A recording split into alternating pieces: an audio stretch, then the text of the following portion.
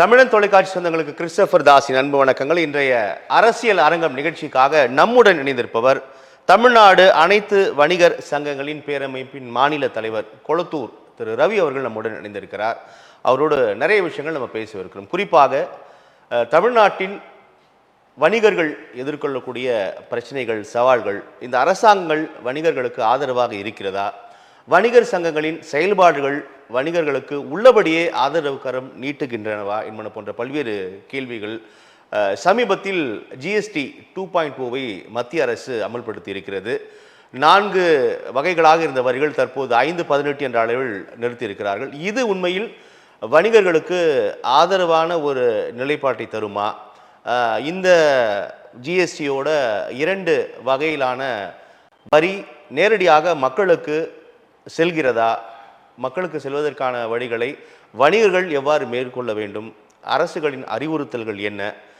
இந்த அரசாங்கம் 2021 ஆட்சி கட்டிலில் அமர்ந்தபோது உண்மையில் வணிகர்களுக்கு என்னென்ன வாக்குறுதிகளை தந்தது, அந்த வாக்குறுதிகள் செயல்படுத்தியதா என்பன போன்ற நிறைய விஷயங்களோடு தமிழகத்தின் சமகால பரபரப்பான அரசியல் நிகழ்வுகளையும் திரு ரவியோடு நாம் பேசவிருக்கிறோம். அவரை வரவேற்று நாம் நிகழ்ச்சிக்குள்ளாக செல்லலாம். சார் வணக்கம். வணக்கம். தமிழன் தொலைக்காட்சிக்கு இதை பார்த்துக்கிட்டு இருக்கக்கூடிய பொதுமக்களுக்கு தமிழ்நாடு அனைத்து வணிகர் சங்கங்களின் பேரமைப்பு சார்பாக முதற்கட வணக்கத்தை தெரிவித்துக் கொண்டு மகிழ்ச்சி உங்களை சந்தித்ததில். இப்போ தமிழ்நாடு வணிகர் சங்கங்களின் பேரமைப்பின் மாநில தலைவர்களாக இருக்கீங்க. வணிகர்கள் இல்லாத நாடு அப்படின்னா நம்மளால் நினைத்து பார்க்க முடியாது. வணிகர்களோட பங்களிப்பு அளப்பரியது. தமிழ்நாடு வணிகர் சங்கங்களின் பேரமைப்போட செயல்பாடுகள் எப்படி போயிட்டுருக்கு சார்? அனைத்து தமிழ்நாடு அனைத்து வணிகர் சங்கங்களின் பேரமைப்பு எப்படி சார் போயிட்டு? அதாவது தமிழ்நாடு அனைத்து வணிகர் சங்கங்களுடைய பேரமைப்பு நாங்கள் தலைமை பொறுப்பை எடுத்து 7 ஆண்டுகள் ஆகிருக்கு. 7 ஆண்டுகளையும் நாங்கள் ஒரு பெரிய லெவலில் விழிப்புணர்வோட கடைக்கோடியில் இருக்கக்கூடிய உறுப்பினர்களுக்கு சென்றடையக்கூடிய அளவுக்கு வேலை பார்த்துருக்கோம். நீங்கள் பெரிய உச்சத்துக்கு வளர்ந்துருக்கோம். 7 மாநாட்டையும் வெவ்வேறு அரசியல் கட்சி தலைவர்கள் அழைச்சி மாநாடை நடத்தி எங்கள் கோரிக்கை மனுவெல்லாம் அங்கே கொடுத்துருக்குறோம். இன்றைக்கி இருக்கக்கூடிய தமிழ்நாட்டில் இருக்கக்கூடிய முதலமைச்சருக்கு மாநாட்டினுடைய தீர்மானத்தை உடனே அனுப்புவோம். அவங்க அதை பார்த்து ஒரு சில விஷயங்களை செஞ்சு இன்றைக்கி வணிகர்கள் பாதுகாப்பான நிலைமைக்கு உட்கார்ந்துருக்காங்க. அதனால் இந்த நேரத்தில் தமிழக முதல்வர்களுக்கு ஒரு நன்றியை தெரிவித்துக் கொள்கிறோம். யதார்த்தமாக நம்ம களத்தில் பார்க்கும் பொழுது வணிகர் சங்க பேரமைப்பு ஐயா வெள்ளையின் தலைமையில் இருந்தது. தற்போது இன்னொரு அமைப்பு செயல்பட்டு இருக்கிறது, உங்களுடைய அமைப்பு. நான் எதுக்கு அந்த கேள்வி கேட்குறேன்னா, பெரும்பாலும் இந்த வணிகர் சங்கங்கள் ஒரு ஒரு ஒரு அரசியல் ஆதரவு நிலைப்பாட்டை எடுப்பாங்க. அவர் ஒரு அதிமுக நெருக்கமாக இருப்பார், இவர் திமுக நெருக்கமாக இருப்பார் அப்படின்னு சொல்லுவாங்க. இல்லை அதான் என்ன கேள்வி முழுமையாக நான் முடிச்சிடறேன். ஆனால் உங்களுடைய அந்த 7 ஆண்டு கால உங்கள் அமைப்பு பார்த்தீங்கன்னா, எடப்பாடி இருக்கிறார், சீமான் இருக்கிறார், திருமாவளவன் இருக்கிறார் அப்படின்னு பரஸ்பரமாக சேகர்பாபா நீங்கள் கூப்பிட்றீங்க. அப்போ அனைத்து கட்சி தலைவர்களுமே பங்கேற்கக்கூடிய அளவுக்கு வணிகர் சங்கம் என்பது அரசியல் இல்லாமல் இருக்க வேண்டும், ஆனால் அரசியல் உதவியும் இருக்க வேண்டும் அப்படின்றத கவனமாக நீங்கள் கையாளுவதை நான் புரிந்து கொள்ள முடிகிறது. இல்லை, இது எதனால் நாங்கள் அப்படி தொடர்ந்து எல்லா அரசியல் கட்சி தலைமையும் கூப்பிட்டு பார்க்குறோன்னு சொன்னோம்னா, வணிகர் சங்கம்னாலேயே ஜாதி மதம் அரசியலுக்கு அப்பால் பட்டு தான் வணிகர் சங்கம். இவங்க இந்த அமைப்புகள்லாம் உடையிறதுக்கு காரணமே என்னன்னு சொன்னோம்னாச்சுன்னா, ஐயா வெள்ளையனங்க அவர் அதிமுக ஆதரவு நிலைப்பாட்டை எடுத்தார். உடனே ஐயா டாக்டர் கலைஞர் அமைப்புக்கு வேறு ஏதாவது பண்ணணுங்கிறதுனால உடைச்சி அடுத்த ஒரு அமைப்பை ரெடி பண்ணி கொடுத்தாங்க. அடுத்த அமைப்பை ரெடி பண்ணி கொடுத்தவொன்னே அவங்க அந்த வளையத்துக்குள்ளே வந்துட்டாங்க. திராவிட முன்னேற்ற ஆதரவாக போயிட்டாங்க. ஆமாம், ஆதரவு நிலைப்பாட்டை எடுத்துட்டாங்க. அவங்க வணிகர் சங்கம் நடத்துகிற மாதிரிலாம் இருக்காது. அவங்க 100% ஒரு பண்ட் ஆஃபீஸ் மாதிரி நடத்திக்கிட்டு இருக்கிறாங்க. அதாவது தலைவர் இருக்க காலத்துலேயாச்சும் கொஞ்சம் பரவாயில்லாமல் இருந்தது. அவங்க ஆதரவு நிலைப்பாட்டை எடுத்தவொடனே அமைப்பு 2ஆக உடஞ்சிது. அதுக்கப்புறம் இவங்கெல்லாம் என்ன பண்ணுறாங்க, திராவிட முன்னேற்ற கழகத்துக்கு ஒரு ஆதரவு நிலைப்பாட்டை எடுத்துக்கிட்டு இருந்தாங்க. ஆனால் தமிழ்நாடு அனைத்து வணிகர் சங்கங்களுடைய பேரமைப்பு, நான் தலைமை தாங்கி இருக்கக்கூடிய அமைப்பு, எங்கள் கூட இருக்கக்கூடிய மாவட்டத்தின் அத்தனை மாவட்டத்தினுடைய தலைவர்களும் எந்த வகையிலையும் ஜாதி மதம் அரசியலுக்கு அப்பால் போட்டு இந்த அமைப்பை கொண்டு போயிட்டுருக்காங்க. எந்த காலகட்டத்திலையும் நாங்கள் அரசியல் சாய மாட்டோம். அரசியல் சாஞ்சால் அமைப்பு நடத்த முடியாது. இதுதான் அந்த விஷயம். அவங்கெல்லாம் அந்த திராவிட முன்னேற்ற கழகத்துக்கு ஆதரவு நிலைப்பாட்டை எடுத்து அவர் மகனுக்கு ஒரு எம்எல்ஏ பதவி வாங்கி கொடுத்து அவங்களுக்கு ஒரு அடிமை சாசனமாக அமைஞ்சிட்டாங்க. எப்போவுமே வணிகர்கள் என்னென்னா ஒரு துணிவோடு இருக்கணும். போய் ஏதாவது ஒரு கோரிக்கைனா போய் நிற்கணும், ஒரு போராட்டம்னு அறிவிக்கணும். அப்போ தான் களத்தில் நிற்க முடியும். தொடர்ந்து பல்வேறு நிகழ்வுகளை நாங்கள் பார்த்துக்கிட்டு இருக்கிறோம். அந்த வகையில் இன்றைக்கி தமிழ்நாடு அனைத்து வணிகர் சங்க பேரமைப்பு மட்டும்தான் உயிரோட்டமாக இருக்குது. இப்போ ஆட்சியாளர்களோட ஒத்துழைப்பு இல்லாமல் அல்லது ஒருவித ஆதரவு இல்லாமல் அவங்களால அது நல்ல வணிகர்களே நியாயத்துக்கு தானே போராடுறோம். வணிகர்கள் ஏதாவது அங்கே போய் சமரசத்துக்கு வேலையே இல்லையே. எங்கள் கோரிக்கைகளை கொடுக்குறோம். உதாரணத்துக்கு எடுத்துக்கிட்டோன்னு சொன்னோம்னா, இன்றைக்கி 4 ஆண்டுகள் ஆட்சி அமைச்சு இன்றைக்கி ஐயா டாக்டர் கலைஞருக்கு அப்புறம் மு.க. ஸ்டாலின் இவர் 4 வருஷம் தளபதி இப்படி இருக்காங்க.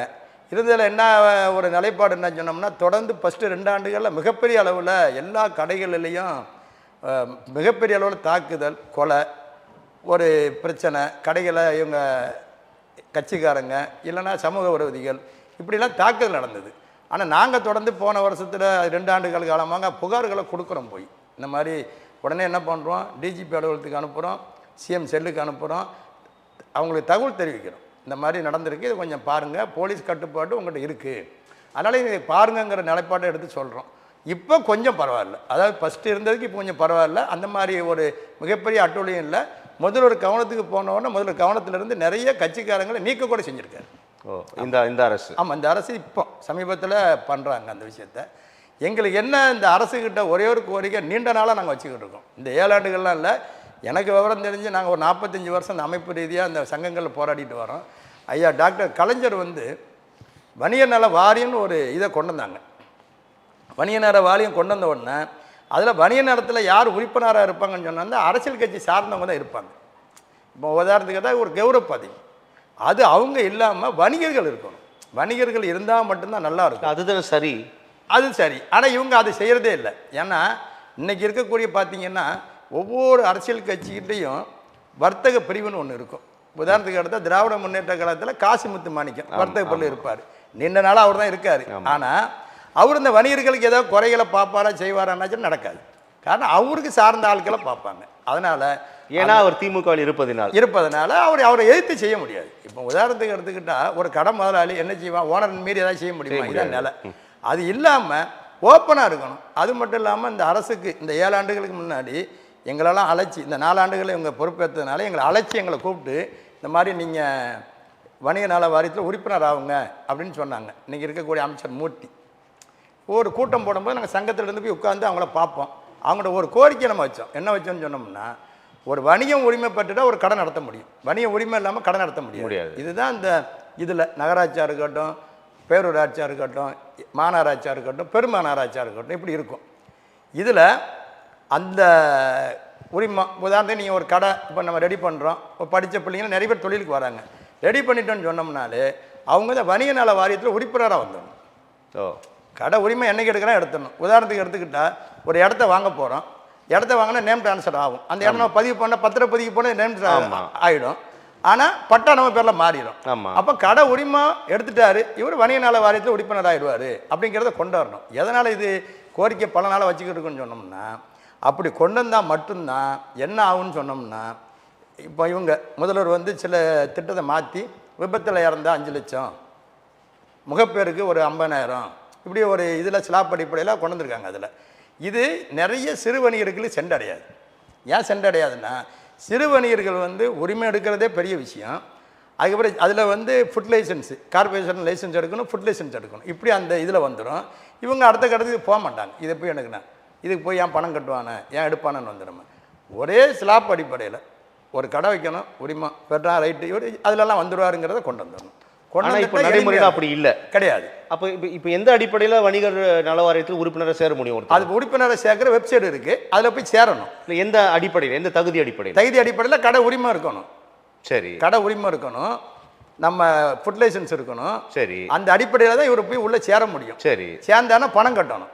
இவர் இலவசமாக 1 வருஷம் அறிவிச்சிருந்தார், அப்புறம் அறிவிக்கலை. அது வெப்சைட்டை ஓப்பன் பண்ணால் கூட ஓப்பன் ஆகாது. ஆமாம், இப்போ பணம் கட்டணும். பணம் கட்டிட்டு ஏன் இருப்பானுங்கிற ஒரு நிலை வணிகர்களுக்கு வந்துடும். ஏன்னா இந்த நலவாரியத்து தனி, இதுக்கு தனி, எதுக்கு தனி, தனித்தனியாக அதில் போட்டுருவாங்க. நாங்கள் என்ன சொல்ல வரோம், ஒரே ஸ்லாப் அடிப்படையில் இப்போ ஒரு 1000 ரூபாய் வரி இருக்கா, அது 2000 கூட வச்சுக்கிடணும். இந்த அதிகாரிகள், அரசு அதிகாரிகள் தொல்லை இல்லாமல் இருந்ததுன்னா அவன் ஒழுங்காக நிம்மதியாக இருப்பான்.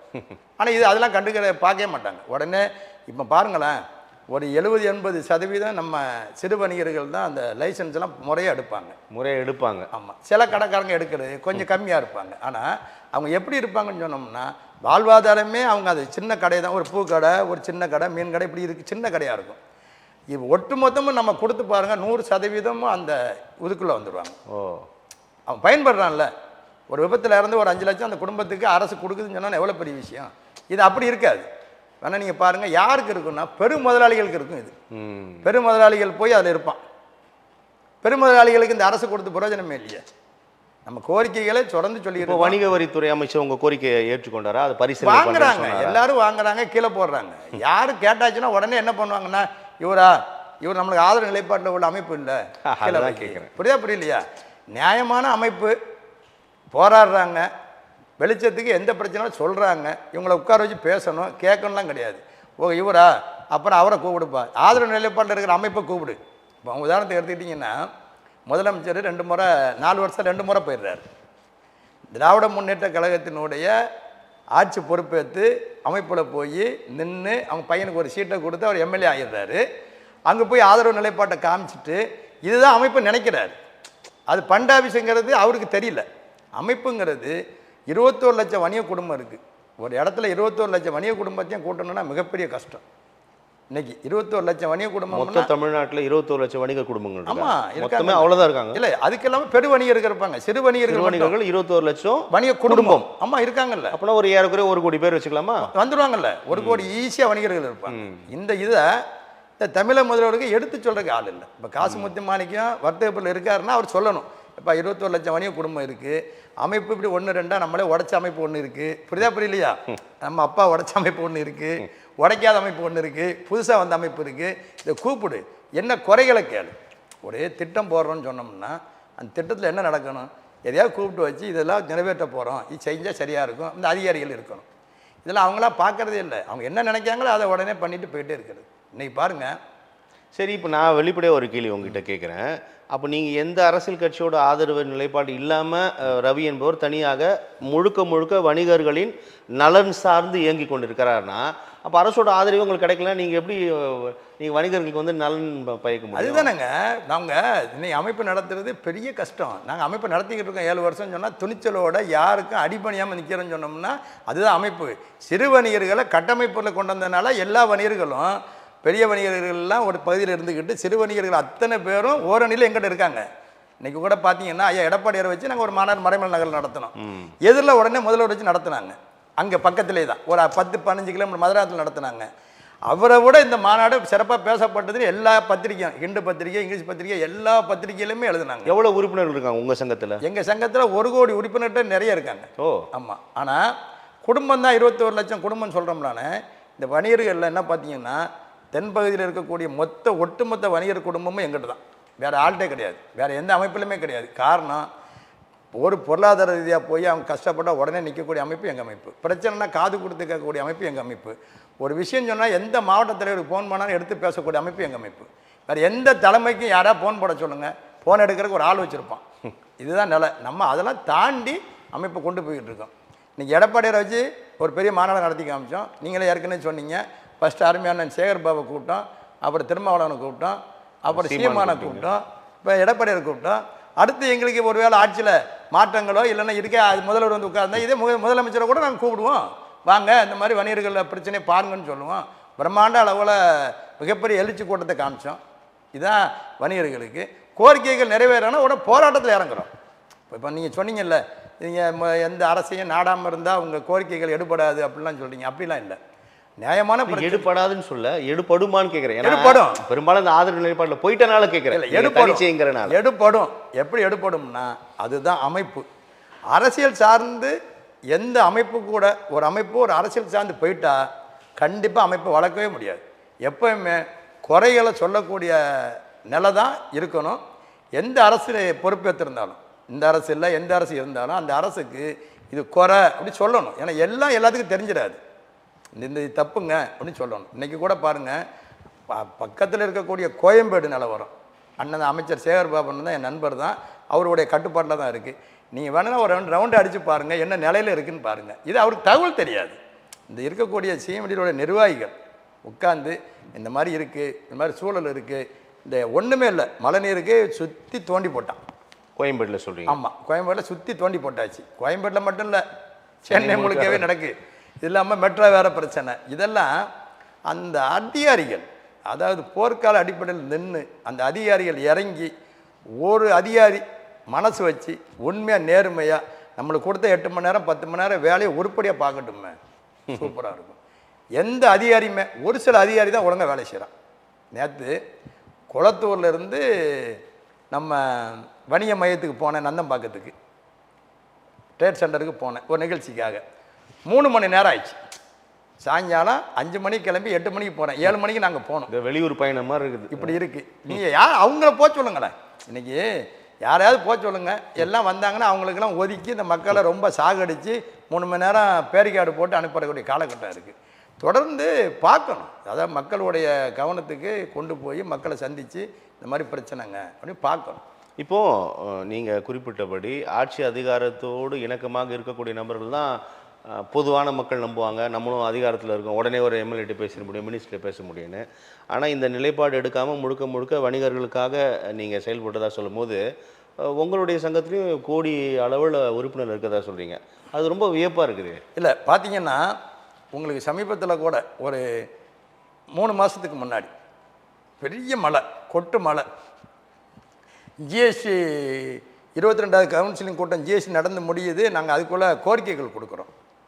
இன்றைக்கி இருக்கக்கூடிய என்ன கோரிக்கை வச்சிங்க? மத்திய அரசில் இருக்கக்கூடிய அவங்க அமைச்சர் நிர்மலா சீதாராமனை தகவல் சொல்லி அவங்களுக்கு கோரிக்கைகள் கொடுக்குறோம். ஜிஎஸ்டி வரம்பில் நீங்கள் நிறைய குளறுபடி இருக்குது, ஜிஎஸ்டியை ஒழுங்கு கொண்டாங்க அப்படிங்கிறத ஒழுங்கு பண்ணி கொடுக்குறோம். அமைப்பிலிருந்து முறையாக அனுப்புகிறோம். பாரத பிரதமருக்கும் அனுப்பி வைக்கிறோம். இந்த மாதிரி தகவல் தெரியட்டும் அப்படிங்கிறதுனால. அதன் அடிப்படையில் என்ன பண்ணாங்கன்னு சொன்னோம்னாச்சுன்னா, இந்த கடை வாடகைக்கு ஜிஎஸ்டி போட்டாங்க 18%. கடை வாடகை நடத்தினா அந்த கடை வாடகைக்கு 18% ஜிஎஸ்டி. உதாரணத்துக்கு எடுத்தால் 1 லட்சம் கடை வாடகைன்னா 18,000 சேர்த்து 1,18,000 கட்டணும். இப்படி ஒரு போட்டாங்க. உடனடியாக களத்தில் இறங்கி போராட அமைப்பு தமிழ்நாடு அனைத்து வணிகம் கூடிய பேரமைப்பு. மலையில் போராட்டம் நடக்குமா நடக்காதான்லாம் நினச்சாங்க. ஆயிரக்கணக்கில் மக்களை சேர்த்து நம்ம இருக்கக்கூடிய சேப்பாக்கத்தில் பிரம்மாண்டமான ஒரு ஏற்பாடை பண்ணி கொடுத்தோம். இதனுடைய கோரிக்கையை வலியுறுத்தி மட்டும் உடனே கொடுத்தோம். உடனே அங்கே அனுப்புகிறோம். இந்த மாதிரி ஒரு கூட்டம் நடந்திருக்குங்கிற தகவல் சொல்கிறோம். பத்திரிகை செய்தி, மீடியா செய்தி, தொலைக்காட்சி எல்லாத்துலேயும் வருது. உடனே அவங்க அதை எடுத்துக்கிட்டு அதை நிறுத்தி வைக்கிறாங்க. ஆமாம், அதுக்கு அன்றைக்கி உடனே நாங்கள் நன்றி சொன்னோம். பாரத பிரதமருக்கும் மத்திய அமைச்சர் நிர்மலா சீதாராமனுக்கு உடனே நன்றி சொன்னோம். இந்த மாதிரி விஷயம் உடனே பண்ணியிருக்காங்க அப்படின்ட்டு. அது மட்டும் இல்லாமல் இவங்க அதை நிறுத்தி வைக்கிறது மட்டும் இல்லாமல் அதை எடுத்துடணும். இதுக்கு வேண்டாம் அப்படிங்கிறத எடுத்துடணும். ஏன்னா இன்றைக்கி சிறு வணிகர்கள் எவ்வளோ பேர் இருக்கான். இன்றைக்கி இந்தியா முழுக்க இருக்கக்கூடிய எத்தனையோ பேர் இருக்கான். அதனால் அதெல்லாம் கருத்தில் தமிழ்நாட்டில் சிறு வணிகர்கள் எவ்வளோ பேர் இருப்பாங்க? சிறு வணிகர்கள் மட்டும் எண்ணிக்கையில் எவ்வளோ பேர் இருப்பாங்க? குறைஞ்சி 20 லட்சம், 20 லட்சம் இருக்குது. ஈஸியாக 20 லட்சம் குடும்பம் இருக்கும். 20 லட்சம் குடும்பம். இப்போ நான் இருக்கேன்னா என் குடும்பம்னா 10 பேர் இருப்போம், 5 பேர் இருப்போம். இதனால் புழப்பு நடத்தி இருக்கோம் 10 பேர் 5 பேர் இருப்போம். இப்படி இருக்குது. இது மட்டும் இல்லாமல் சாலை ஓர வியாபாரிகள் இருக்கான். அவங்க இந்த கணக்கில் வரமாட்டாங்க. ஆனால் அவங்க இருக்காங்க. அவங்களும் வணிகர்கள் தானே. சாலை ஓர வணிகர் இருக்காங்க, பெரு வணிகர்கள் இருக்காங்க. பெரு வணிகர்கள்லாம் இன்றைக்கி இப்போ உங்களுக்கு தான் தெரியுமே பெரு வணிகர் யார் இருக்காங்க. அவங்கெல்லாம் பெரு வணிகர்கள். இந்த வணிகர்களில் மிகப்பெரிய அளவில் இந்த அரசு வந்தது, சென்ற அரசு இருந்த காலகட்டத்தில் வணிகர்களை காப்பாற்றணுங்கிற ஒரு எண்ணம். இங்கே ஆன்லைன் வர்த்தகம் வரவே கூடாதுன்னு நினச்சது நம்ம முன்னாள் முதலமைச்சர் அம்மையார் ஜெயலலிதா அவர்கள். சட்டமன்றத்திலே தீர்மானம் போட்டாங்க, ஆன்லைன் வர்த்தகத்துக்கு இங்கே வால்மார்ட் வரவே கூடாதுன்னு சொன்னாங்க. அவங்க மட்டும்தான் அந்த ஸ்டாண்ட். ஆமாம், எடுத்தாங்க. வால்மார்ட் வரவே கூடாதுன்னு சொல்லி அவங்க எடுத்தாங்க. நாங்கள் அப்பவும் அவங்க நன்றி சொன்னோம். இந்த மாதிரி ஒரு போல்டாக அந்த விஷயத்தை அவங்க முடிவெடுத்தாங்க. இதே வானகரத்தில் வரக்கூடிய வால்மார்ட்டை நிறுத்தி வச்சாங்க, வணிகர்களுடைய விஷயம். ஆனால் இந்த முதலமைச்சர் அப்படி செய்யலை. காட்டினா அவங்க கிட்ட அம்மையார் ஜெயலலிதா நீங்கள் பேசும்போது அதை புரிஞ்சுக்கிற நிலைமையில் இருந்தாங்க. சரி, அதை ஏற்றுக்கிட்டாங்க. அவங்க சர்க்குலர்லாம் போனால் படித்தாங்க. ஏதாவது ஒரு விஷயத்தை அனுப்புகிறோம்னா பார்த்தாங்க.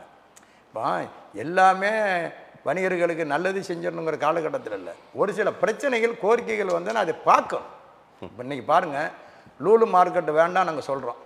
கோயம்புத்தூரில் லூலு மார்க்கெட் வச்சு அந்த மாவட்டத்தில் உள்ள சிறு வணிகர்கள் அத்தனை பேர் காலி ஆகிட்டான். லூலு மார்க்கெட் யார்? கேரளாவில் இருக்கக்கூடிய ஒரு நபர் சிங்கப்பூரில் இருந்து இங்கே வரார், பெருமுதலாளி. அவன் தானே. இந்த சிறு வணிகர் தான் நம்மளுக்கு தேவை.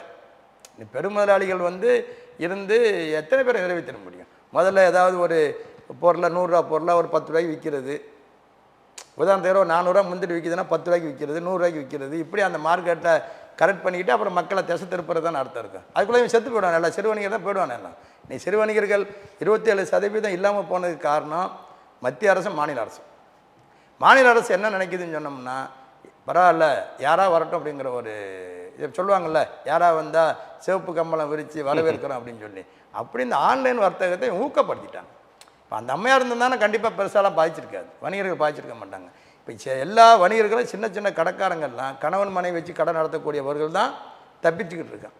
வேலைக்கு வச்சு சின்ன கடை நடத்தக்கூடிய ஆட்கள் தப்பிக்க முடியாது, காலம் அப்படி போயிடுச்சு. அது இல்லாமல் இந்த ஜிஎஸ்டியில் ஒரு குளறுபடி, இப்போ நாங்கள் கோரிக்கைகள்லாம் பல முறை கொடுத்ததுனால பழையபடி ஒழுங்கு பண்ணி கொஞ்சம் கொஞ்சம் குறைச்சி கொண்டு வந்திருக்காங்க. ஆனால் அது மட்டும் இல்லாமல் எப்போவுமே இந்த அதிகாரிகள், நான் இந்த அதிகாரிகளை எப்போவுமே நான் சாடுறது உண்டு. எந்த விஷயத்துக்கு எடுத்துக்கிட்டாலும் அதிகாரிகள் மாட்டிக்கிட்டாண்டா ஒருத்தன் அப்படின்னு சொல்லி என்ன பண்ணுறது, 10 பேர் சேர்ந்துக்கிறது, போய் அவனை போய் பார்க்குறது. பார்த்தியாப்பா நீ இந்த மாதிரி நீ 1 கோடி 2 கோடி டர்ன் ஓவர் பண்ணிட்ட, உனக்கு டார்கெட்டே 40 லட்சம் தான், நீ வந்து சரியாக வரல, அதனால் உன் பேங்க் அக்கௌண்ட்டை லாக் பண்ணுறேன் அப்படின்னு பேங்க் அக்கௌண்ட்டை லாக் பண்ணிடுவாங்க. அவன் பயந்துக்கிட்டு இருப்பான். இவன் என்னன்னா ஒழுக்கமான அதிகாரி. நீங்கள் சொல்கிறது ஜிஎஸ்டி அதிகாரி. ஜிஎஸ்டி அதிகாரி ஒழுக்கமான அதிகாரி அவனு இருக்க மாட்டான். வேணால் பாருங்களேன், ஒழுக்கமான அதிகாரி போய் பார்த்தோம்னா, எப்போ நீ வா, இது 40 லட்சம் இருக்குது, நீ முறைப்படி ஒரு அக்கௌண்ட்டை கணக்கு பண்ணி பார்த்து கண்டிப்பாக கொண்டு போ, இதான் முறை அப்படின்னா கூட்டிச்சு பேசி அனுப்பிச்சி விட்ருப்பான். முடக்க மாட்டாங்க, முடக்க மாட்டான். இவன் என்ன பண்ணுறான்னா காசுக்காக முடக்கிறது. தூத்துக்குடியில் இருக்கக்கூடியதில் என்னுடைய அமைப்பில் இருக்கக்கூடிய ஒரு தம்பி அருண் ஒருத்தர் இருக்கிறாப்புல, கார்த்திக்னு ஒரு தம்பி இருக்கிறாப்புல, இவங்கெல்லாம் அந்த தொழில் பண்ணிக்கிட்டு இருக்காங்க. அதிகாரி போய் நிற்கிறாங்க, எல்லாம் ஒரு குடோன் சீல் வைக்கிறாங்க. அதுக்கப்புறம் அந்த பேங்க் அக்கௌண்ட்லாம் லாக் பண்ணுறான். பேங்க் அக்கௌண்ட் லாக் பண்ண என்ன ஆகும், தொழில் முடங்கும். மடக்கிட்டே பணம் கேட்குறான். பணம் கொடுக்குறோன்னா இருக்குது. அதை நீதிமன்றம் மூலயமா நாங்கள் போகிறோம். இப்போ நீதிமன்றத்துக்கு போயிருக்கோம். இது மட்டும் சென்னையில் பார்த்தீங்கன்னா 28,000 பேருக்கு நோட்டீஸ் அனுப்பியிருக்கான். யார் அனுப்பியிருக்கா? சிறு வணிகர்களுக்கா இல்லை சிறு வணிகர்களுக்கு. சிறு வணிகர்கள்லாம் பாருங்களேன், ஒரு 20 லட்சம் இருந்தது சிலாப்படி 40 லட்சம் ஆக்குனாங்க. 40 லட்சத்துக்கு மேலே ஒரு இடத்திற்கு ஒரு ஆண்டுக்கு அவன் ஒரு ஆண்டுக்கு ஒரு கோடியை ஈஸியாக பண்ணிடுவான். 1 கோடி பண்ணவொடனே கணக்காட்ட சொல்கிறான். கணக்காட்ட அந்த சின்ன கடை வச்சு கணக்காட்டனா 20,000 மாதம் இவர் ஆடிட்டர் கொடுக்க வேண்டியிருக்கும். இது குளறுபடி. இது குளறுபடி இல்லாமல் சிறு வணிகர்களை காப்பாற்றணும், இந்த நாட்டை செழிக்க வைக்கணும் அப்படின்னு நினச்சோம்னா இதெல்லாம் தள்ளிட்டு இந்த உற்பத்தி ஆகிற இடத்துல இந்த பொருள் உற்பத்தி ஆகுது, ஒரு 1000 ரூபான்னு சொன்னோம்னா அங்கேயே எல்லாம் பண்ணி இந்த சிறு வணிகர்களுக்கு அனுப்பணும். சிறு வணிகர்கள் தொடக்கூடாது. சிறு வணிகர்கள் பொருளாதாரத்தில் வரான் அப்படின்னு சொன்னோன்னா வருமான வரி அவனை காட்ட சொல்லணும். சொத்து வச்சுருக்கான், ஒரு வீடு இல்லை வச்சுருக்கான் நிறையா, பரவாயில்ல அப்படின்னு சொன்னேன்னா இந்த அன்னாடே வட்டிக்கு தண்டலுக்கு வாங்கிட்டு அலைகிறானே, ஆனால் டர்னோவர் ஆகும், ஆனால் அவன் கடத்தில் இருப்பான். எல்லாருமே பார்த்தீங்கன்னா இப்போ நோட்டீஸ் சர்வ் பண்ணியிருக்கான், நீ 20 லட்சம் கட்டு, 1 கோடி கட்டு, 80 லட்சம் கட்டுன்னு எல்லாத்தையும் நோட்டீஸ் சர்வ் பண்ணியிருக்கான். கிட்டவி பார்த்தா வாடகை வீட்டில் இருப்பான், கடை பார்த்தா இருக்கும். ஆனால் என்ன ஆகும், இந்த பேடிஎம்லையும் அக்கௌண்ட்லேயும் போட்டு பணம் எடுத்துருக்காது, பணம் டர்னோவர் ஆகிருக்கும். ஓகே, அது குளறுபடி. இது இவங்களுக்கு அதிகாரிகளுக்கு தெரியல. அது இப்போ ஒரு காய்கறி வியாபாரம் பண்ண போகிறான், 10,000 வியாபாரம் பண்ணுறான், எவ்வளோ ஆகிடும்? இது நிலை. இந்த நிலையை மாற்றி இருக்கானா ரைட்டு, நல்லா தெரியும் உங்களுக்கு எல்லாத்துக்குமே. இன்றைக்கி இந்த பொருள் இருக்கா, ஒருத்தனுக்கு கை மாறிச்சுனாலே தெரிஞ்சிடும். அப்போ அவனை வருமான வரித்துறை என்ன பண்ணிக்கிட்டு இருக்கு, ஒவ்வொரு துறை சார்ந்த அதிகாரி இருக்கான். எல்லாத்துக்கும் இருக்காங்கல்ல, ஜிஎஸ்டினா அதிகாரி இருக்கான், வருமானத்துறைன்னு அதிகாரி இருக்கிறான், மத்திய அரசு தனியார், மாநில அரசுக்கு தனியாக இருக்கிறான், எல்லாரும் இருக்கான். எல்லா அதிகாரிகளும் என்ன பண்ணணும்னு சொன்னோம்னா அவரவர்கள் வேலைகளை துரிதமாக நெஞ்சில் எந்தவித காசும் வாங்காமல் கரெக்டாக அடித்தோம்னு சொன்னோம்னா செழிப்பாயிடும். நேர்மையாக வேலையை பார்த்தாலே போதும். ஆமாம், அரசு தான் சம்பளம் கொடுக்குது இல்லை சார். இப்போ இந்த 2.0 எப்படி பார்க்குறீங்க? வணிகர்களுக்கு உண்மை இது பலனாக இருக்கா, இல்லை நீங்கள் வைத்த கோரிக்கைகளாக இதனோடாக இருக்குதா? இல்லை, ஜிஎஸ்டி உண்மையிலேயே வேணும், நம்ம அதில் மாற்று கருத்தே கிடையாது. நல்ல அதை ஏற்கிறீங்க, நல்ல விஷயம், நல்ல திட்டம் தான், அதில் மாற்று கருத்தே கிடையாது. ஆனால் இப்போ கொண்டு வந்திருக்க அடிப்படையை முதல்லையே ஜிஎஸ்டி என்னைக்கு வந்ததோ அன்னைக்கே இவங்க கொண்டு வந்திருக்கணும். நாங்கள் பல குரல் கொடுத்தோம், இந்த மாதிரி இப்படி கொண்டு போங்க, இப்படி செய்யுங்க, இப்படி நல்லா இருக்குங்கிற சொன்னோம். எந்த அதிகாரிகளும் அதை காதிலே வாங்கலை. இன்றைக்கி உண்மையிலே பாதிக்கிறாங்கங்கிறது தெரிஞ்ச உடனே பாரத பிரதமர் அதை கண்டை எடுத்து மத்திய நிதியமைச்சர் நிர்மலா சீதாராமன் அவர்களுக்கு சொல்லி உண்மையிலேயே கொண்டு வந்திருக்காங்க. நல்ல விஷயந்தான். அதை நாங்கள் ஏற்கனவே அன்றைக்கே நாங்கள் பத்திரிகை செய்தியாக ஊடக செய்தியாக சொல்லி நன்றி தெரிவிச்சிட்டோம். ஆனால் நன்றி தெரிவிச்சிருக்கோம், அதில் ஒரு குளறுபடிகள் நடந்துக்கிட்டே இருக்குது. இன்றைக்கி மத்திய அரசு கவனத்தில் கொண்டு நாங்கள் தமிழ்நாடு அனைத்து வணிகங்களோட பேரமைப்பின் சார்பாக ஒரு கோரிக்கை வைக்கிறோம். என்னென்னா, தொடர்ந்து இந்த அதிகாரிகள் தொல்லைகள் உங்களுக்கெல்லாம் தெரியும். இந்த ஒரு 50 வருஷம் 40 வருஷம் காலகட்டம் அப்படி தொடர்ந்து எல்லாத்துலையும் இந்தியா முழுக்க எல்லா பகுதியிலையும் பார்த்தீங்கன்னா சமூக விரோதிகளால் தொல்லை இருக்கும். இந்த கடை நடத்தணும்னா, ஒரு தொழில் பண்ணணும்னா, ஒரு ஃபேக்ட்ரி வைக்கணும்னா இப்படி இருக்கும். அந்த நிலை மாறி இன்னைக்கு அரசு அதிகாரிகள் கொடுக்குற தொல்லை சமூக விரோதிகளை கடந்து உச்சத்துக்கு போய் நிற்குது. இதுதான் நிலை. யார் தப்பு பண்ணாலும், ஜிஎஸ்டியில் யார் தப்பு பண்ணாலும், வருமான வரியில் யார் தப்பு பண்ணாலும் துறை சார்ந்த அதிகாரிகள் இருக்காங்க. அந்த அதிகாரிகள் உட்கார்ந்து நியாயமான விஷயத்தை சரி பண்ணி கொடுத்துருக்கலாம். நீ பார்த்தீங்கன்னா சென்னையில் ஒரு 28,000 30,000 பேருக்கு நோட்டீஸ் சர்வ் பண்ணியிருக்காங்க ஜிஎஸ்டியிலேருந்து. இந்த ஜிஎஸ்டி நோட்டீஸ் சர்வ் பண்ணியிருக்காங்க.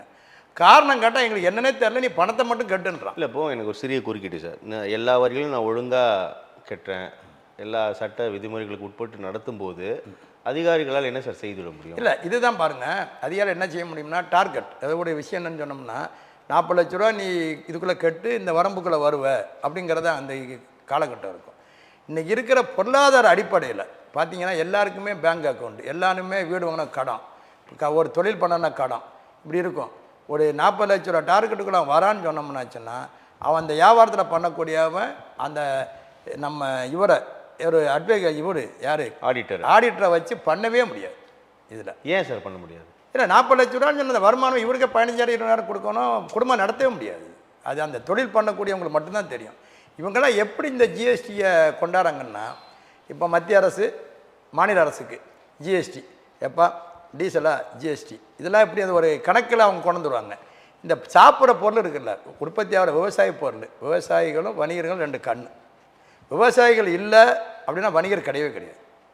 விவசாயிகள் உற்பத்தி பண்ணுறாங்க, அந்த பொருளை வணிகர் விற்கிறான். இதுதான் இதில் ஹோல்சேல் செமி ஹோல்சேல் பெரிய நிறுவனம் அடுத்த கட்டம் இருக்குது. இப்போ நீ அந்த ஜிஎஸ்டி போடுற மாதிரி ஒரு கணக்கு இருக்குது. எப்போ எல்லா பொருளும் ஜிஎஸ்டிக்குள்ளே அடங்கி வந்துடும் வெளியே. உதாரணத்துக்கு எப்போ பெட்ரோல் விற்கிற கடையில் பார்த்தா எல்லா பங்குலையும் 100 ரூபா தானே விற்கிது. அரசுக்கு 33% ஜிஎஸ்டி எடுத்துக்கிறாங்க, மாநில அரசு எடுத்துக்குது.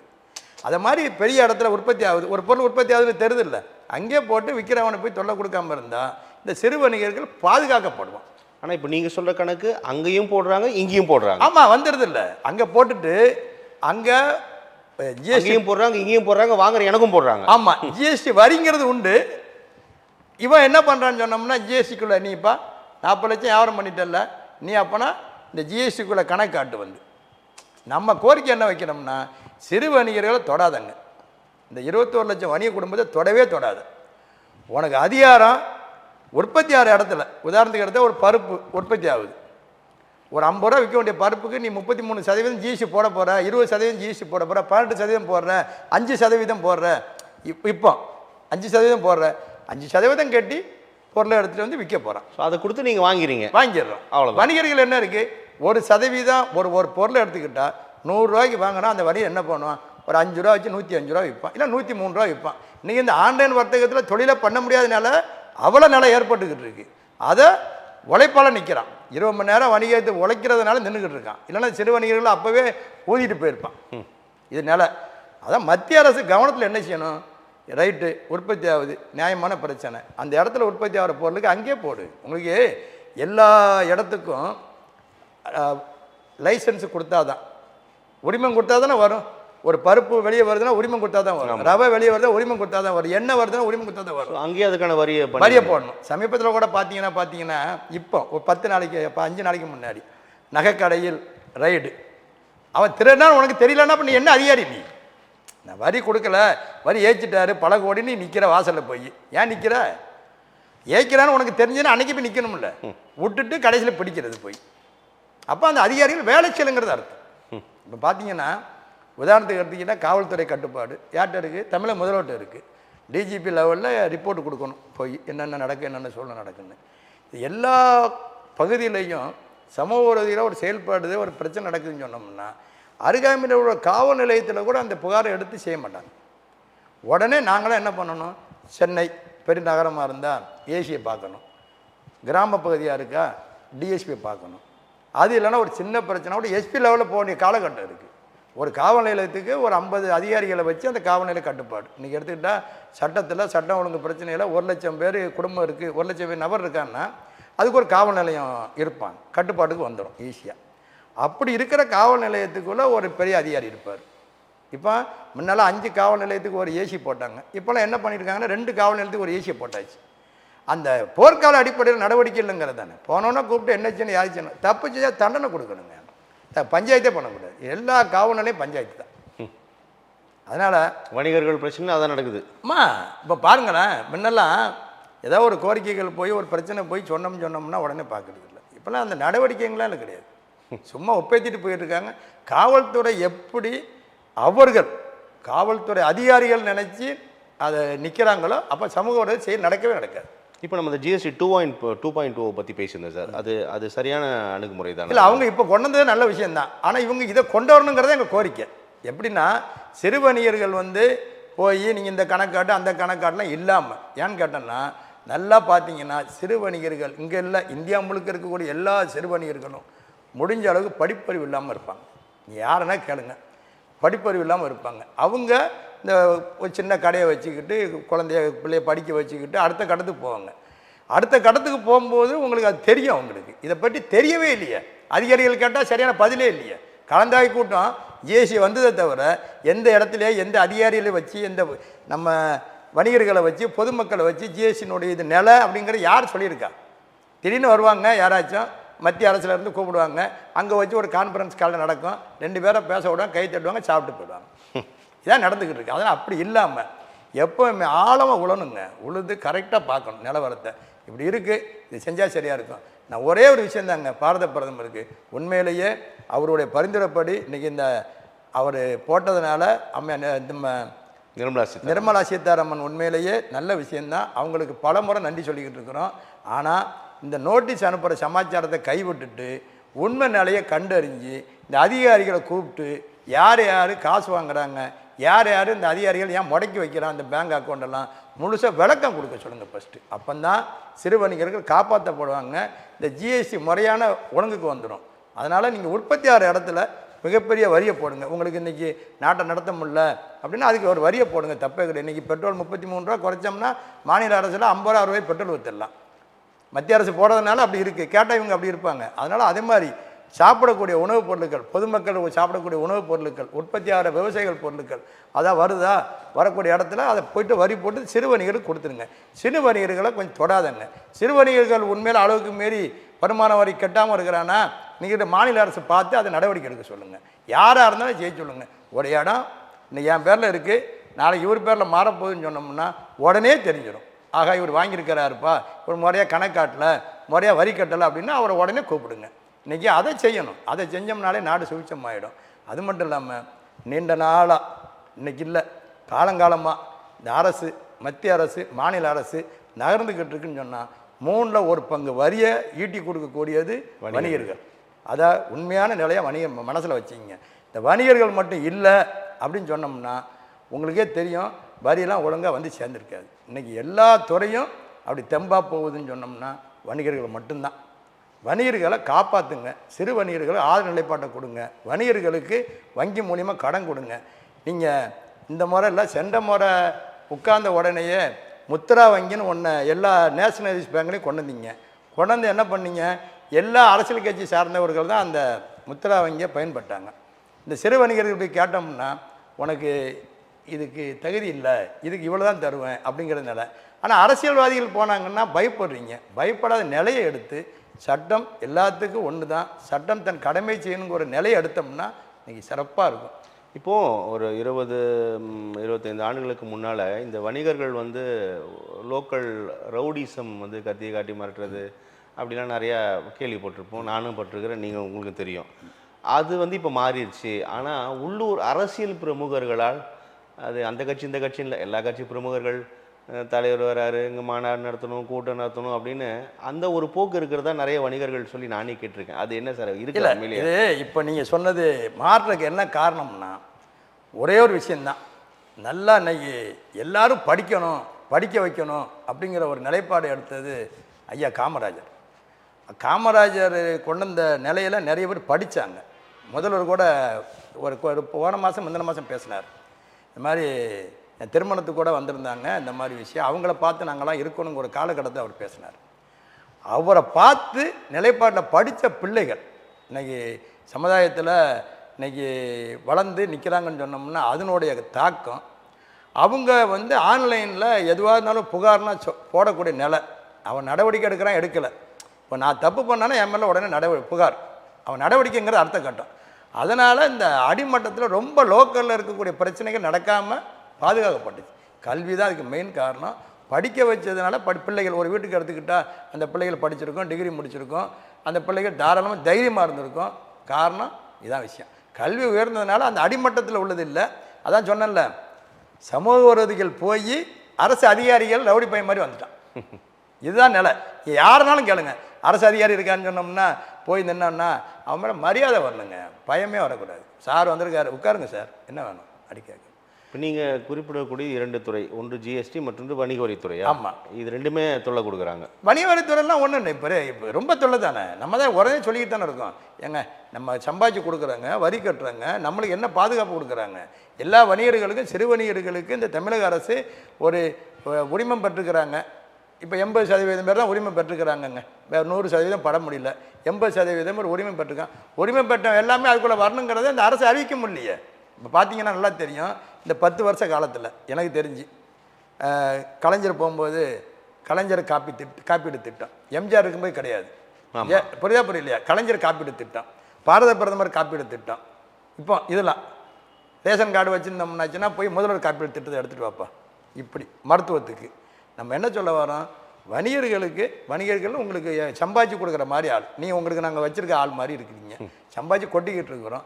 நீங்கள் ஒரு கடை உரிமை எடுத்தாச்சு, நாளைக்கு போய் உரிமை வச்சுருக்கோம், அந்த கடை எடுத்தாச்சு அப்படின்னா இவர் வணிக நல வாரியத்தில் உறுப்பினராக அவரே ஆட்டோமேட்டிக்காக ஆகணும். கார்டு போட்டு கொடுத்துடணும். வச்சுக்க, உனக்கு ஹாஸ்பிட்டல் செலவா உடனே போய் காட்டு, விபத்தா இறந்தியா இந்த 10 லட்சம் வாங்கிக்க. இதான விஷயம். ஒரு குடிச்சு சாவரவனுக்கு 10 லட்சம் கொடுக்குறாங்கள அரசு. நம்ம என்ன கேட்குறோம், ஒரு குடிச்சிட்டு அது நல்ல மதுவா கெட்ட மதுவாங்கிற விஷயம் நம்ம போகலைங்க. குடிச்சு செத்து போயிடுறான், அவனுக்கு 10 லட்சம். வணிகர் வந்து காலங்காலமாக இருக்கான், ஒரு விபத்தில் இருந்தால் அவனுக்கு ஒரு 10 லட்சம் கொடுத்தா என்ன பெரிய குறைஞ்சி போகுது அரசு? இது நாங்கள் சம்பாதிச்சு கொடுக்குறோம் இந்த நிலை. அதனால் அரசு அதெல்லாம் கவனத்தில் எடுத்து சின்ன சின்ன விஷயங்க. வணிக நல வாரியத்தில் அழகாக உறுப்பினர் ஆக்கிடணும் எல்லாத்தையுமே. அதில் வரக்கூடிய விபத்து பிரச்சனையாக, இது முகப்பேர் பிரச்சனையாக, அதில் 50,000ங்கிறது ஒரு 2 லட்சம். இன்றைக்கி 50,000 யார் பார்ப்பா? அப்போல அளவு படுத்தா 40 லட்சம் கேட்குறான். கவர்மெண்ட் ஹாஸ்பிட்டல் கவனிக்க மாட்டேங்கிறான். இப்போ மேசபுரமணியன் எடுத்துக்கிட்டால் கவர்மெண்ட் ஹாஸ்பிட்டல் பார்ப்பாருன்னு சொன்னோம்னா அங்கே இருக்க அவ்வளோ நிலை எங்களுக்கு தானே தெரியுது. நாங்கள் அடிக்கடி போகிறோம், நேற்று கூட போய்ட்டு வந்தோம். அதனால் அதெல்லாம் கொஞ்சம் மாற்றி இந்த சிறு வணிகர்கள் பொதுமக்களெல்லாம் காப்பாற்றணும்னா கொஞ்சம் இறங்கி பார்த்து கரெக்ட் பண்ணி எந்த இடையூறும் இல்லாமல், தரகர்கள் இல்லாமல், இப்போ அரசு அதிகாரிகள் வேலை செய்ய விடணும். அதை மாதிரி இல்லாமல் இருந்து கொண்டு போகணும். அதை மாதிரி செஞ்சால் மட்டுமே நல்லாயிருக்கும். இன்னும் வரி ஈட்டும் அதிகமாக வரும், நிறைய சம்பாதிச்சு கொடுப்பாங்க. அதனால் இந்த அரசுக்கு ஒரு கோரிக்கைகள் தான். அரசு உண்மையாக நல்லா கொண்டு போயிருக்காங்க. இப்போ எங்களுடைய கோரிக்கைகள்லாம் சில விஷயத்தை எடுத்து பார்த்தனால தான் இப்போ இந்த 1 வருஷ காலமாக பெரிய சமூக விரோத செயல் நடக்காமல் இந்த அரசு நடத்திக்கிட்டு இருக்காங்க. மத்திய அரசு கொண்டு வந்த ஜிஎஸ்டிக்கு வரவேற்பு தான் நாங்கள் கொடுத்துருக்குறோம். ஆனால் அதை ஒழுங்குபடுத்த சொல்லியிருக்கோம். இந்த 28,000 பேருக்கு நோட்டீஸ் சர்வ் பண்ணியிருக்காங்க. அதை உடனடியாக பார்த்து அதை பிரச்சனையை தீர்த்து வைக்கணும்.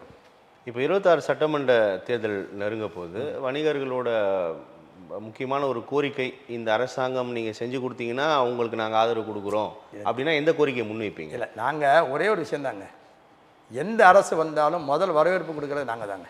அதில் மாற்றுக்கிறதே கிடையாது.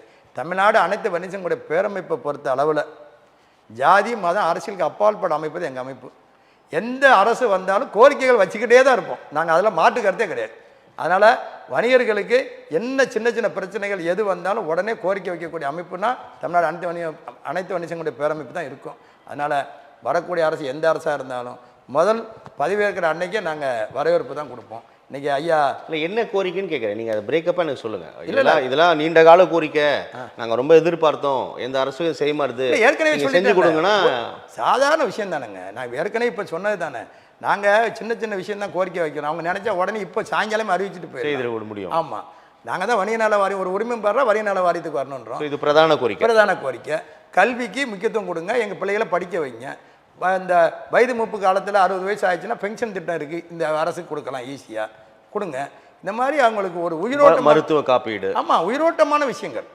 உயிரோட்டமான விஷயம்னு சொன்னோம்னா எப்படி ஒரு அரசு அதிகாரிகள் வந்து ஓய்வு பெறும்போது பரவாயில்லடா ஒரு காசு வரும், நம்ம பிள்ளைகளை ஏதாவது திருமணம் பண்ணலாம் செய்யலாம் போன ஒரு சந்தோஷமாக வந்து அந்த இடத்துல உட்காரணும். அதே மாதிரி வணிகர்கள் ஓய்வு பெறும்போது அரசு திட்டங்கள், அரசுடைய நலத்திட்டங்கள்லாம் எங்களுக்கு வரணும். நாங்கள் அதுக்கு தானே நிற்கிறோம். நாங்கள் ஒரு ரூபாய்க்கு வாங்கி 1.5 விற்கிறோம், போகிறோம், அரசுக்கு வரி கட்டுறோம், வருமான வரி கட்டுறோம், ஜிஎஸ்டி கட்டுறோம், எல்லாம் தானே கட்டுறோம். அதனால் எங்களை பொறுத்தளவில் இதை மாதிரி திட்டங்கள்லாம் வந்து காப்பீடு திட்டங்கள் கையில் இருந்ததுன்னு சொன்னோம்னா என் பிள்ளைகளை படிக்க வைக்க முடியும். வணிகர்கள் அடுத்த கடத்துக்கு போவான், தரம் உயர்த்த முடியும். இன்றைக்கி பெரிய ஆன்லைன் வர்த்தகத்தில் போட்டி போட்டு இன்றைக்கி இந்த அளவுக்கு நிற்கிறதே பெரிய விஷயம். காரணம் அத்தனை உழைப்பு.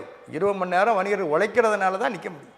அதெல்லாம் தமிழக அரசும் மத்திய அரசும் மாநில அரசும் இணைஞ்சு இன்றைக்கே இந்த பேட்டியின் வாயிலாக ஒருவேளை நீங்கள் பார்த்தீங்கன்னா உட்காந்து சின்ன திட்டங்கள் எல்லாமே இந்த 28,000 பேர் சென்னையில் மட்டும் கொடுத்துருக்கீங்க, அதை உடனே தகர்த்து இங்கே வாங்க இந்த மாதிரி செய்யுங்கிறத ஒரு செஞ்சு பண்ணுங்கள். அப்படி இல்லைன்னா ஒவ்வொரு பகுதியிலையும் ஜிஎஸ்டி கவுன்சிலிங்குக்கு ஏற்பாடு பண்ணுங்க, கூட்டங்களை காட்டுங்க. அதில் போய் இந்த சிறு வணிகர்கள்லாம் உட்காந்து பார்த்துருவான். நிறைய அதிகாரிகளுக்கே தெரிய மாட்டேங்குது ஜிஎஸ்டி என்னன்னு தெரியல. இந்த அதிகாரிகள் வந்தானே எனக்கு தெரியல, அவரை போய் பாருன்றான். அது நிலை இல்லாமல் அலக்களிப்பு இல்லாமல் ஒழுங்கான நிறையா கொண்டு வந்து காட்டுங்கிறது தான் எங்களுடைய வேண்டுகோளாக வச்சுக்கிட்டு இருக்கோம். 26 சட்டமன்ற தேர்தல் களம் அரசியல் வணிகர்களோட வாக்குகள் என்பது மிக முக்கியமானது. அரசை தீர்மானிக்கக்கூடிய இடத்தில் இருக்கக்கூடிய அமைப்பு சங்கங்கள் எப்படி பார்க்குறீங்க இந்த 26 தேர்தலில்? இல்லை 26 அதிமுக, பாஜக, நாம் தமிழர், தாவேகா, திமுக அப்படின்னு ஒரு 4 அணியாக நாங்கள் யார் வந்தாலும் வரவேற்புன்னு தான் சொல்லிட்டோமே. நாங்கள் எந்த அரசியல் கட்சியும் சாரைய மாட்டோம். ஒன்று யார் வந்தாலும் வரவேற்பு, வரவேற்பு எங்கள் வரவேற்பு தானே. நாளைக்கு ஆட்சி காட்டில் விஜய் வந்தாலும் சரி, சீமான் வந்தாலும் சரி, எடப்பாடியார் வந்தாலும் சரி, ஸ்டாலின் வந்தாலும் சரி, பாரதிய ஜனதா கட்சியில் உண்மையிலேயே ஆட்சியில் உட்கார்ந்தாலும் சரி, முதல் வரவேற்பு கொடுக்கக்கூடிய அமைப்பு தமிழ்நாடு அனைத்து வணிக சங்க பேரமைப்பு தான். நாங்கள் நாளைக்கு ஆட்சியில் இருக்கக்கூடிய ஆள் யார் ஆட்சியில் இருந்தாலும் அவங்களே நாளைக்கு மாநாடு கூட போகிறோம். வந்து கலந்துக்கிற விஷயம் அவங்க தான். ஏன்னா யார் வந்தாலும் யார் வந்து கலந்துக்கிட்டாலும் முதல்ல கோரிக்கை தான் நாங்கள் கொடுப்போம். நாங்கள் அப்போ தான் நாங்கள் அமைப்பை வலுப்படுத்தி கொண்டு போயிட்டுருக்கோம். நான் 7 ஆண்டுகள் ஆச்சு நான் தலைமை பொறுப்பேற்று 7 ஆண்டுகளில் 7 விதமான தலைமையை கூட்டிருக்கிறோம். அதனால் நாங்கள் எந்த அரசியலுக்கும் சாய மாட்டோம். உதாரணத்தை எடுத்துக்கிட்டிங்கன்னா யார் இதில் ஒரே ஒரு விஷயத்தை கோடிட்டுறேன், எந்த நடிகர் நடித்தா கூட ஆன்லைனில் நாங்கள் எதிர்த்து போராடக்கூடிய அளவுக்கு அமைப்பை நல்ல கட்டமைப்பு வச்சுருக்கோம். முதல் வருஷமே விஜய் சேதுபதிங்கிற ஒரு நடிகர் மண்டிங்கிற ஒரு ஆப்புக்கு அவர் வேலை பார்த்தாரு. உடனடியாக அவரோட தொலைபேசியில் பேசுகிறோம். அவர் நாங்கள் ராம்நாட்டில் ஷூட்டிங்கில் இருக்கன்றாரு, கேட்குறோம், சரியான பதில் இல்லை. அவருடைய அலுவலகத்தை உடனே முற்றுகை போடுறோம். முற்றுகை போட்ட உடனே அதுக்கு அப்புறம் தான் அவர் காதுக்கே போகுது.